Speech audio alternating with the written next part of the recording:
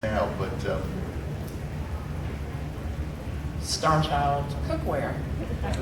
Star Child cookware. No. Hi, Paul. Hi. I'm Danielle from Kentucky. My question is, what made you get into painting?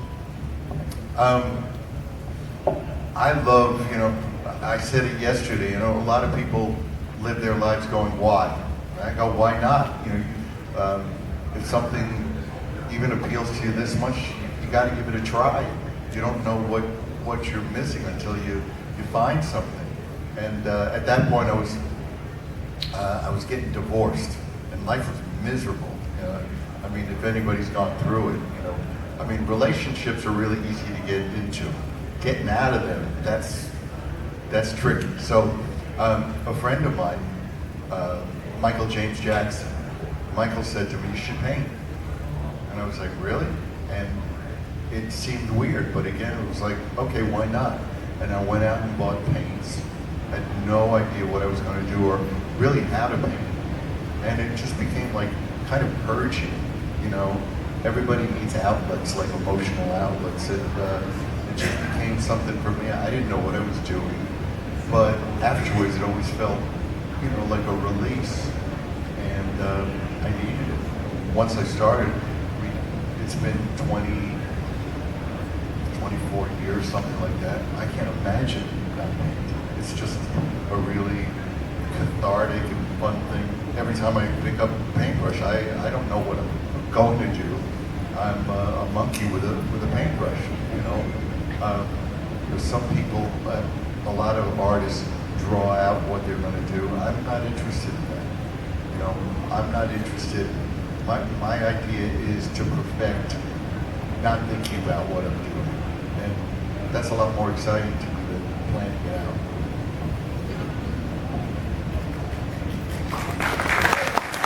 Thank you. She asked her a question. And I'll piggyback off of what Leslie asked you about the cooking. Have you ever looked at doing a celebrity cooking show, going on one of those? Yeah, I've been asked, but I've also been asked to do a cooking show. So whether I wind up doing it, there's some formats that I've been asked to do, and I'll see. Again, if it appeals to me, sure, it'll be fun. I've got a lot of friends who are, pretty well-known chefs, and it's, I think what they do is really cool. It's an art, to know what you're doing. I kind of just feel what I'm doing. So yeah, I might do that. That deserves applause. He answered the question. It's really good. Good morning, Bob. Can you give us an update on the avatars and what we might be seeing with those and when? Sure. First of all, what anybody saw at the garden or any of those images, it was kind of it was tough because I wasn't really sure we should do that because the avatars ultimately look nothing like that. The message kind of was things will go on, but not what you saw. The actual avatars I've seen, my avatar looks exactly like me. It looks like a photo. Younger, better looking, but so. It's we're just working to get it right, and all I can tell you is it'll be in Vegas. It'll be what we like to call immersive. When you're in it, you'll be a part of it. People think of the Sphere as immersive. That's not immersive to me. It's just a big screen. Temperature and vibration and all that stuff is what makes it immersive. And this is pretty exciting. It's far beyond anything that's out there now because technology changes weekly. What's going on as far as technology, you just have to look at the internet and see. I mean, every day there's a move forward. So they're saying now 2028. I'm hoping, you know, it's real, it's happening, and it's amazing. And the cool thing about it is that even if you're not a KISS fan, you're going to have to see this. It's just unlike anything anybody's experienced yet. Oh, now you don't clap it.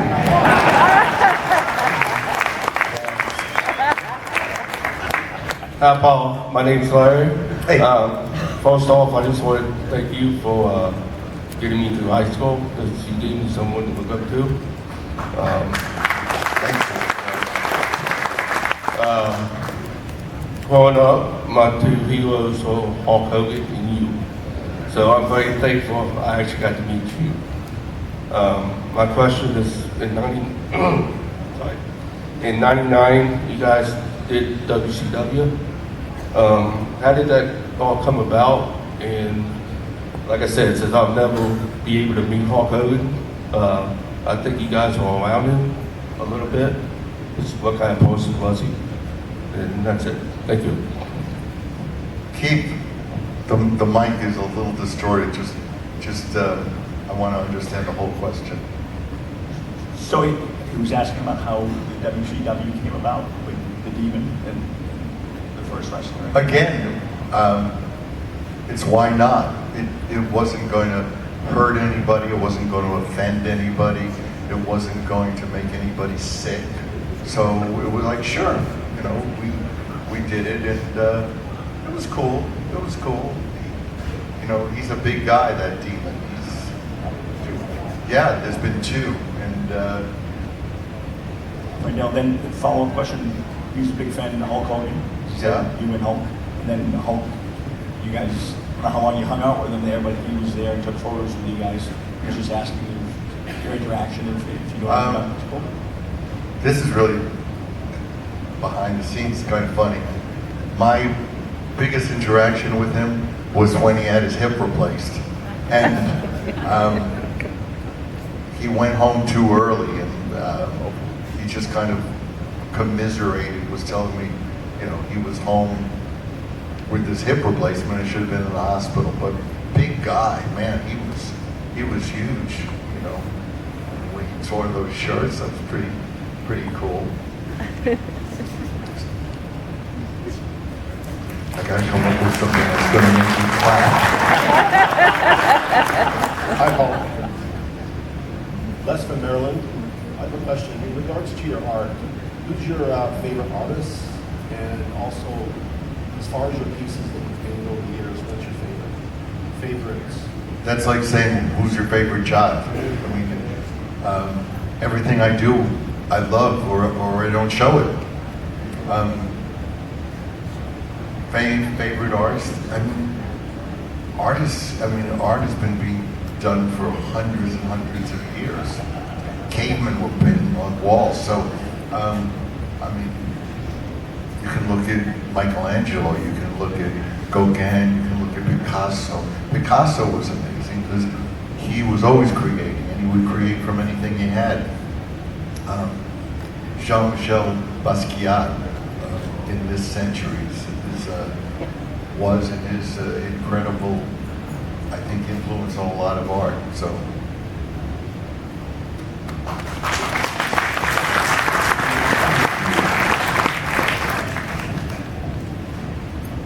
I could make shit up and you wouldn't know. Well, we're going to find out right now. Uh-oh. Tom from San Francisco. My question is, I tried to come up with something original that you've never been asked before. Don't be scared. Where were you when you found out Elvis passed away? And if you get it right, I have a prize for you if that's okay. San Francisco. Boom! You just won the prize. You dedicated Rock and Roll All Night to the King. That's right. It was my Hell, first fucking concert. Yes. Forge it over.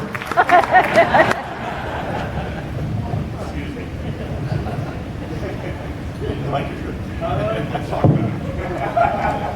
Never give me a microphone, Paul. I'll remember that.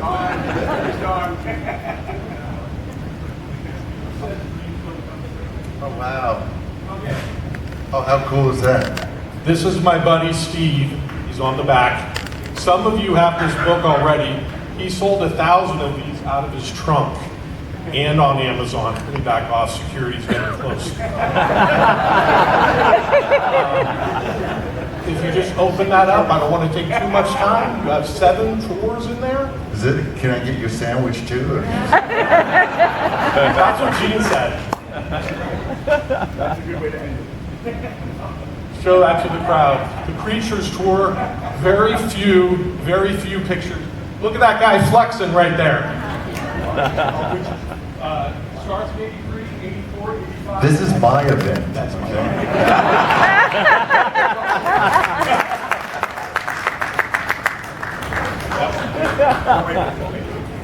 Yes!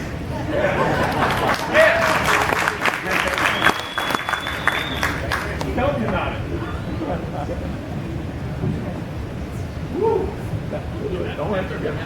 Hi, Paul. Matthew from Indiana. Thanks for coming so much. Like he said, your music really helped me get through a lot in high school, and so I just want to say thank you. I appreciate it. You helped me get through a lot. I mean, it works both ways. I mean, there were times where you're the people that got me through times. So thanks. It's awesome. Thank you. And then, quick question. If someone discovers KISS or your music 100 years from now, what do you want your legacy to be and remembered as? Just that they remember is awesome. That we kind of changed performers' attitudes towards music. Too many bands and too many performers, I've said it before, thought they were doing you a favor showing up, and you paid. So I think we were kind of a wake-up call to what people wanted and expected in a show. So it doesn't matter whether it's country music now or R&B or anything else. When you go, there's a show, and that's what you should get. It's like you don't go to the grocery store and walk out with an empty bag. You pay money and you expect to get something. And the people who make you what you are deserve respect and gratitude. Thanks again. Appreciate it. Hey Paul, Louis from New York City. Great for you to come out and do this. One question. You guys did the cruises, and that was probably one of the greatest things that brought a whole bunch of people together. Are we ever going to do cruises in the water again? Really want to. What I was saying yesterday was, when we first did it, I was like, who's going to go on a KISS cruise? I mean, and it turned out people from 33 countries, and we did 11, 12, depending on how you count. But what happened during that time is everyone else decided, oh, this is a cool idea. And it's crazy, but getting a ship is really difficult now. So last year and this year, we're going to do it again in Vegas. We'll do the KISS Cruise Landlocked in Vegas. Which is, do we want to get back on a ship? Absolutely. That's really cool. But this year, in November, the Landlocked in Vegas KISS Cruise is going to be that much better. It's going to be so much better than even last year. So we'll be playing, and we're looking really forward to it. So I want to see everybody there. It's going to be cool. Awesome. Thank you, man. Thank you.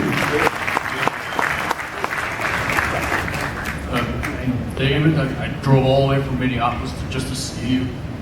Thank you. Thank you for finally coming. Thank you. And my question is, when you guys removed the makeup in '83, what was the real reason? Was it like too many new characters in the band when you guys got Vinnie Vincent and Eric Carr in the band? Yeah, I mean, look, there's different opinions about what we did and new personas and all that. Some people think it was a good idea, and some people don't. And some people think that Eric and Tommy shouldn't have been wearing Peter and Ace's makeup. You know, that's what makes the world, is different opinions. And nobody's saying you have to like the band or come see the band or be a part of anything. You choose that. So at that point, I think people were listening to music with their eyes, and we're tired of seeing, particularly tired of seeing Turtle Boy, you know, I mean, things that weren't part of what the foundation of this band is. Peter and Ace and Gene and I are the foundation. Everything we built never could have happened without the four of us. And to keep that tradition ultimately was the right decision. Might make a couple of people unhappy, but everybody, you know, can't be happy all the time. And it was the right decision because stadiums full of people said it was the right decision.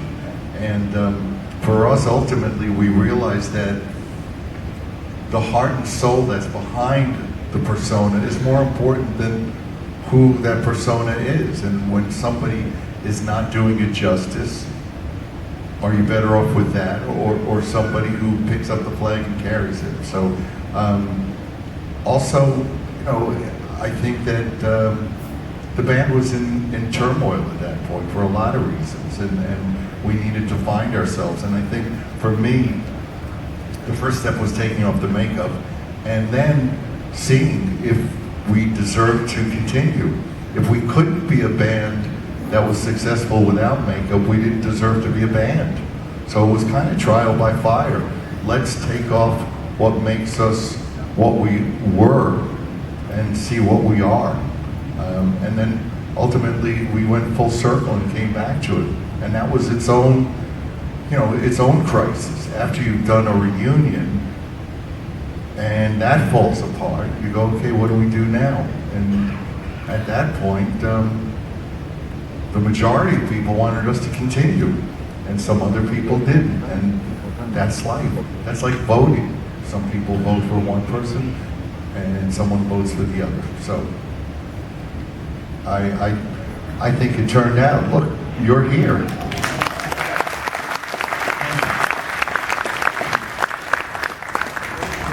Hi, Paul. It's Sophia from Chicago. Hey. I know that you're self-taught in art and music, so I wanted to know if you believe in natural talent or if you think that anyone could just learn how to do something. I think natural talent gives you a tremendous advantage. But, you know, there's the tortoise and the hare. There's a story about somebody who's lazy and somebody who works hard. So talent isn't enough. It's the will to succeed, and it's the will to achieve something. So yes, some people have talent and throw it away. I've seen people who had potential for greatness and believed their own hype or believed what people told them, and somebody else won the race. So there's no substitute for hard work. You have a big advantage if you are born with a talent, but you can throw that away, and that's too bad. It's a sin. Thank you. Sure. Hi there, Paul. I know you've had a lot of celebrities you've met over the years, and some you've become friends with and neighbors with. I wondered, what are some of your closest celebrity friends, and maybe there's a few that might surprise us?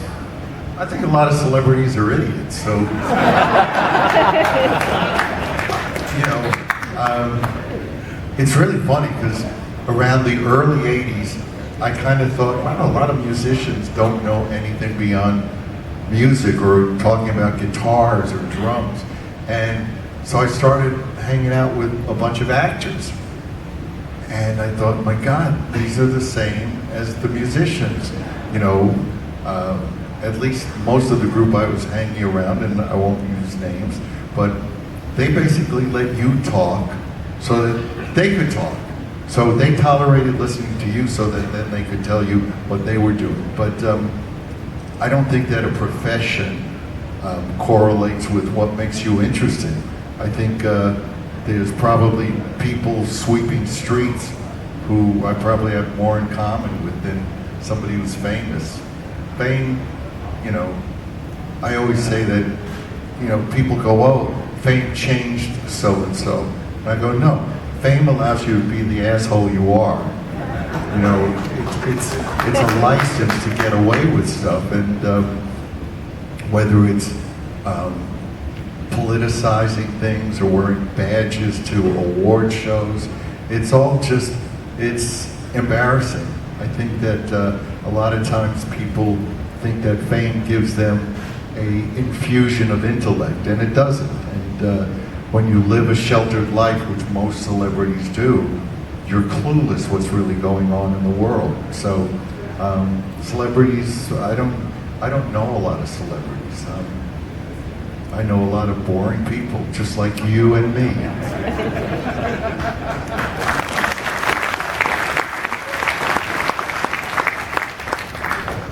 Hey, Paul, how you doing? Sal from Long Island.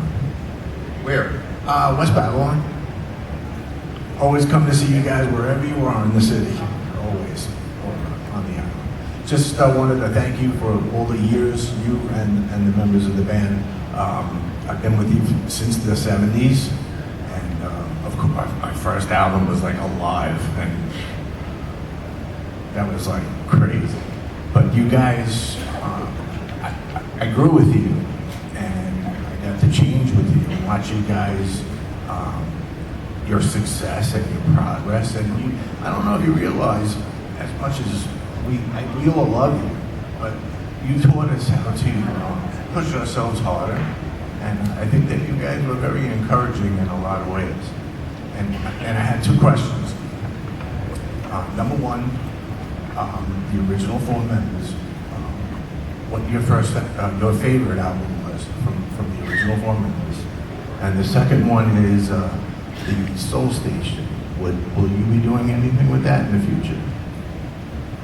Well, first of all, whatever evolution you went through and whatever you've gone through in your lives, I've gone through the same. So I think that what makes us all one and makes us a family together is that we share that stuff. I think that the best secrets are no secrets.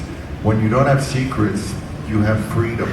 And I think over the years I've tried to share with you my life, and you can find out that your life's not that different. A lot of times people feel isolated and alone, that they're going through things by themselves. And the truth is we're all going through stuff together. So you supported me and I've tried to support you. So you know, just remember that when you think you're alone, you're not. You're with a whole lot of people who may not get a chance to tell you, but we're all in this together. We're all slogging our way through it in one way or another.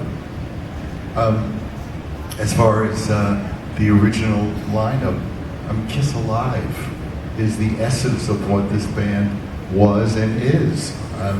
Destroyer's a great album, but Kiss Alive, really that's the testament to what is this band's blood, you know. And thanks for the question.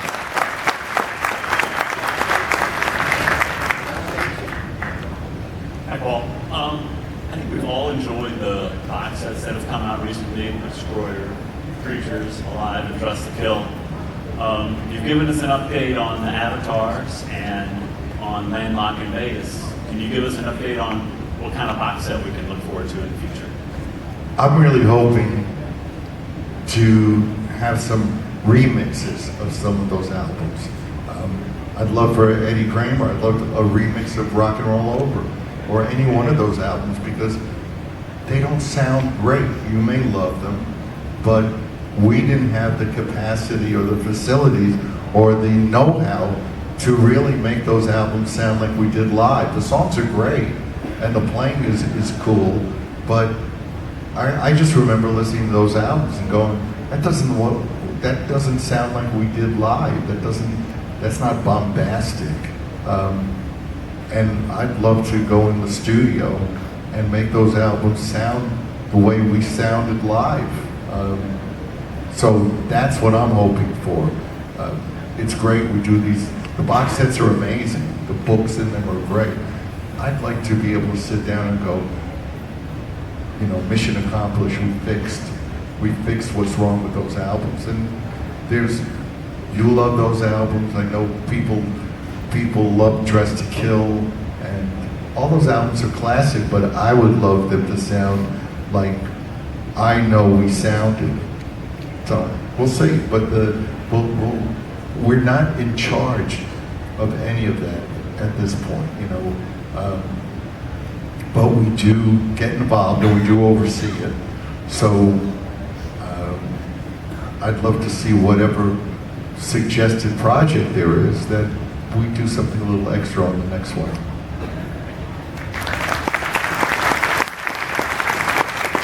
And the applause dies down. You can clap, it's fun. First of all, obviously, thank you for everything. This might be a kind of goofy question, but why did you choose Paul? Was it a McCartney choice for your name? That's just something I was kind of always curious about. It's funny because people say to people who may have changed your name, what's your real name? Your real name is what you choose. The name you have was given to you. Then you get to decide whether it's a reflection of who you are. My name, from the time I was a little kid, I hated it. I told my parents I hated it. And maybe they regretted saying, they said, well, when you get older, you can change it. Guess what? So, you know, if you don't like your name, you're not stuck with it. You didn't choose it. You choose the clothes you wear. You choose how you cut your hair. You choose all those things about you because they're a reflection of who you are. But your name, you're not stuck with it. You get to change it if you want. So, Paul always felt like the right name for me, and you know, it suits me like my jacket. You know, it feels right.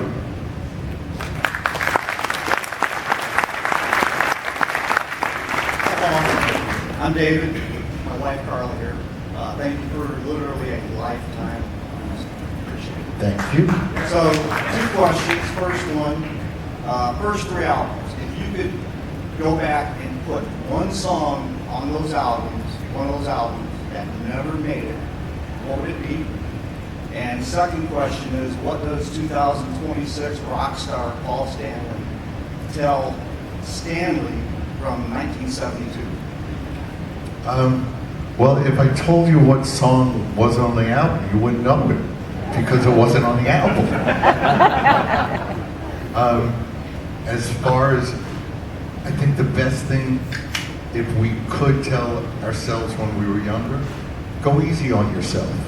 You know, don't set unrealistic goals and be kind to yourself.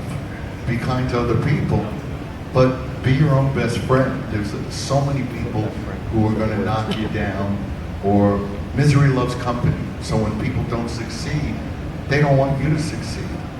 Don't be one of those people to yourself. You know, be your own booster. And that doesn't mean to give yourself carte blanche to be whoever you want, regardless.